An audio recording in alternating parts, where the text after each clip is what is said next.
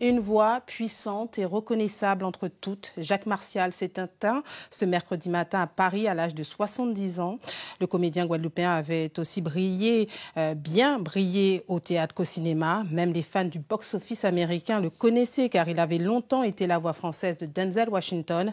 Jacques Martial a consacré sa vie à l'art, mais pas que. Retour sur la vie de cet homme aux multiples talents avec Nicolas Bouige. Et le seul indiscutable record que nous ayons battu. Homme de théâtre et de cinéma, Jacques Martial a enchaîné les rôles. Et c'est avant tout à la télévision, grâce au flic Bain-Marie dans la série Navarro, que sa notoriété a explosé. À Vasseur une arme en tôle pour le faire évader. Navarro a été un moment important de ma vie, 16 années, 99 films, donc c'est pas rien. Oui. On n'était pas nés quand on a commencé à le tourner.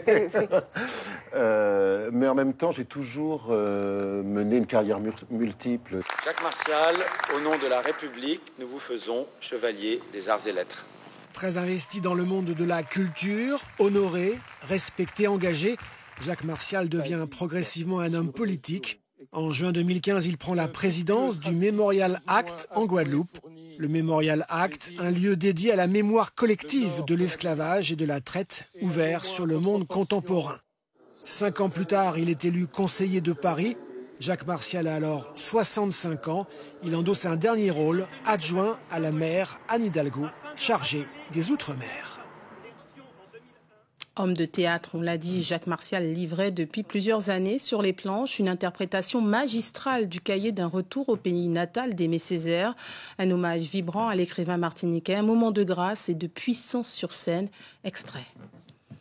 Et le seul indiscutable record que nous ayons battu est celui d'endurance à la chicotte.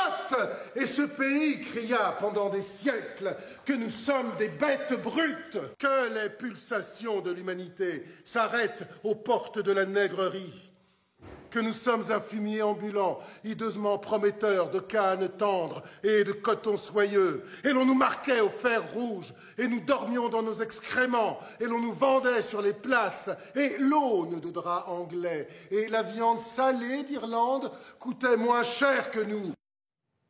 Et les réactions se multiplient suite à l'annonce de son décès au Memorial Act. L'émotion est palpable. Jacques Martial en fut le tout premier président, salué pour son engagement en faveur de la mémoire de l'esclavage. Il laisse un souvenir fort parmi ceux qui ont travaillé à ses côtés. Anouk Januel, Ludovic Guédu.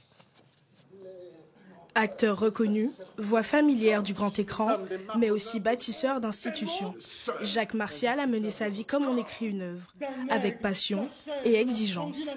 De la Villette à Paris, en passant par Pointe-à-Pitre, il a porté haut les valeurs de la culture et de la mémoire. C'est quelqu'un de très respectueux. Il tenait toujours à nous saluer quand il passait à l'accueil. Et ça, en tout cas pour nous, c'était vraiment quelqu'un qu'on appréciait beaucoup et avec qui on aimait discuter. C'est vraiment une perte qu'on n'attendait pas, en tout cas dans le monde de la culture et surtout en tant que personnalité présente au Memorial Act. Son engagement ne se mesurait pas seulement dans les décisions prises, mais aussi dans les gestes simples. Il n'hésitait pas en fait à donner un coup de main. Je me rappelle qu'à l'époque où j'étais en billetterie, en fait, surtout à l'ouverture, il était tout le temps là à accueillir le public avec les agents de billetterie, à nous aider à leur remettre le matériel, à ranger et tout. Donc, il était toujours avec nous. Il écoutait en fait. On avait des soucis, on pouvait aller le voir. Sous sa présidence, le Memorial Act s'est ouvert à des expositions d'envergure internationale. L'une d'elles, en particulier, illustrait pleinement la portée de sa vision. Grâce à lui, on a eu le modèle noir, qui a été une grande exposition. Pour nous, c'est vraiment quelqu'un qui vraiment est la personne qui a initié le MACT à travers le monde, qui a marqué. Son absence creuse un vide, mais son empreinte, elle, demeure. Dans les murs du Memorial Act, comme dans le cœur de ceux qui l'ont croisé, resteront sa voix, son regard, et cette force tranquille qui donne au lieu une âme éternelle. Et puis c'était l'une de ses dernières apparitions à l'écran. Jacques Martial avait prêté son talent à la série Wish, signée par le réalisateur Julien Dalle. Ce dernier revient avec nous sur cette collaboration marquante et sur le souvenir qu'il garde de l'homme et de l'artiste. On l'écoute.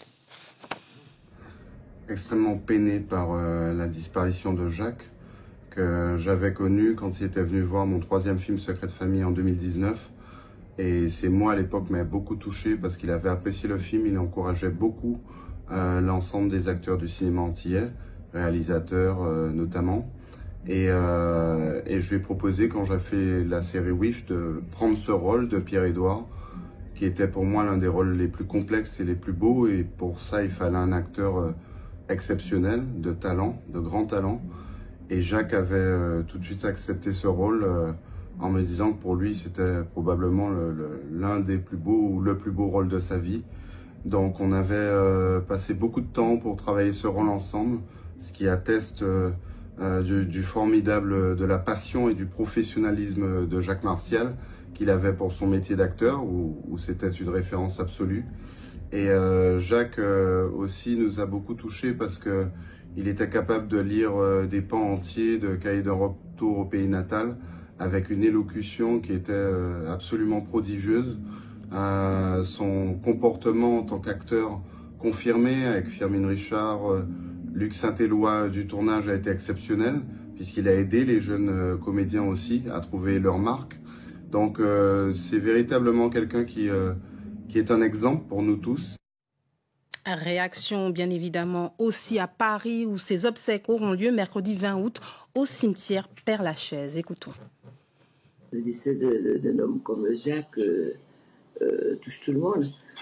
D'autant que Jacques est le comédien que l'on connaît, nous avons eu des projets, nous avons fait des choses ensemble et puis nous avions encore des projets, quoi. Donc ça fait toujours très très mal. Mais je vais vous dire, Jacques Martial, c'est lui qui m'a fait vraiment comprendre le cahier de retour au pays natal. Je pense qu'il va quand même laisser un vide dans le paysage culturel français et entier. Il intervenait notamment sur le carnaval tropical de Paris. Et c'est vrai que lorsqu'on faisait des préparations en amont, moi je demandais toujours, mais où est Jacques Martial? Et on me disait, il est malade, mais sans plus de précision. Voilà. Donc pareil, je pense qu'il va laisser un vide aussi auprès de la communauté parisienne, notamment sur tout ce qui était préparation du carnaval tropical de Paris. La dernière chose qu'on a faite ensemble, c'était en novembre. J'ai réussi à réaliser un rêve qui était de l'emmener au Festival des littératures urbaines et périphériques de Rio de Janeiro. Et une amie, Mme Fatou, qui est française d'origine sénégalaise et qui est une grande enseignante chercheuse aux États-Unis, m'a envoyé un message aujourd'hui. Elle était là. Elle me disait, mais tu te souviens, en fait, quand il a dit son cahier, tout le monde était en larmes. Et c'est vrai. Il a dit le cahier en français. Il y avait une traduction simultanée en portugais derrière lui. Et c'était d'une puissance absolue. C'est ce beau souvenir-là que je garde de lui. Un Jacques Martial qui aura ainsi, on l'a dit, marqué le théâtre, le cinéma, mais aussi la mémoire et la transmission autour de l'histoire de l'esclavage, notamment à travers son engagement à la tête du MACT. Pour en parler, Georges Brédan nous a rejoint. Bonsoir. Bonsoir. Président du Conseil des territoires de la Fondation pour la mémoire de l'esclavage, mais aussi ancien président du MACT. Au-delà de l'homme public, quel souvenir gardez-vous de lui, de l'homme derrière l'artiste? Une réaction? Bien sûr, je pleure avec d'autres, le comédien hors pair, l'homme de théâtre, l'acteur de cinéma et l'acteur culturel que j'ai côtoyé, bien évidemment, de très près, au niveau MACT, bien sûr, ensuite au Conseil des territoires pour la Fondation pour la mémoire de l'esclavage. Et donc, à différents moments de nos parcours, nous nous sommes croisés avec beaucoup de bonheur. Et bien sûr, c'est un homme exceptionnel, de talent. Il était quelqu'un de remarquable du point de vue de son talent, et qui a mené effectivement des combats culturels forts dans les années 80 pour la reconnaissance des minorités visibles dans l'Hexagone au niveau du théâtre et du cinéma. Et puis qui ensuite a mené ces combats, les a poursuivis, bien sûr, dans d'autres instances, au MACT avec son fameux projet Nouvelle Naissance Collective, et qui mettait en avant l'histoire, l'art et la société, les sociétés précisément qui s'interrogeaient sur les conséquences de cette histoire et sur les manifestations contemporaines de l'esclavage. Alors justement, comment vous avez fait pour travaillé? Comment travaillez-vous ensemble entre deux présidents de MACT? Alors nous nous sommes succédés en tant que président. Mais finalement, vous avez pu travailler D'abord, moi j'étais donc en tant que président de la commission culture de la région Guadeloupe. Nous avons, puisque le MACT était à ce moment-là administré par la SEM patrimoniale, nous avons collaboré très fortement, mettant en place justement un certain nombre d'expositions.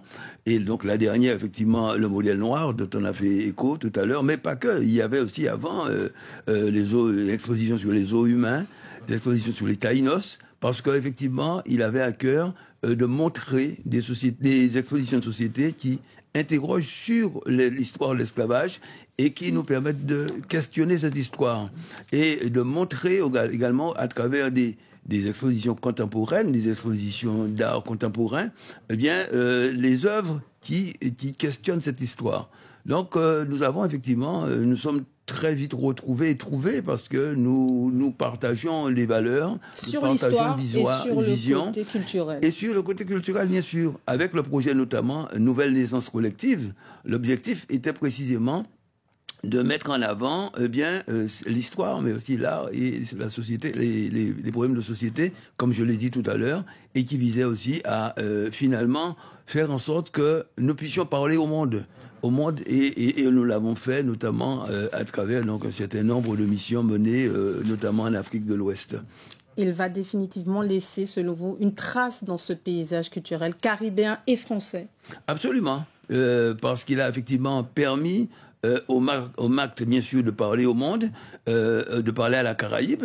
Et cette trace, bien sûr, restera. Et j'ai pu m'en rendre compte encore récemment à travers nos échanges au niveau du Conseil du territoire de la Fondation pour la mémoire de l'esclavage. Merci infiniment, Georges Brédan, d'être venu nous parler ce soir de Jacques Martial. Merci à vous. Je vous en prie. Merci. Et on poursuit avec les réactions suite au décès de Jacques Martial. Réactions plus politiques du préfet de région en passant par le président de région jusqu'au sénateur Dominique Théophile. Tous saluent la mémoire d'un humaniste engagé qui aura marqué de son empreinte la scène artistique française, tout en portant haut les valeurs de justice, d'égalité, un homme aux multiples facettes et un ardent défenseur de la mémoire et de la culture. Voilà pour ces réactions que vous voyez affichées à l'écran. Et en hommage à Jacques Martial, Guadeloupe La Première rediffuse ce jeudi, demain soir, un numéro de Art Look présenté par Lise Dolmar et qui lui était consacré, c'était en 2015. Voilà ce qu'on pouvait dire sur la disparition de Jacques Martial à l'âge de 69 ans.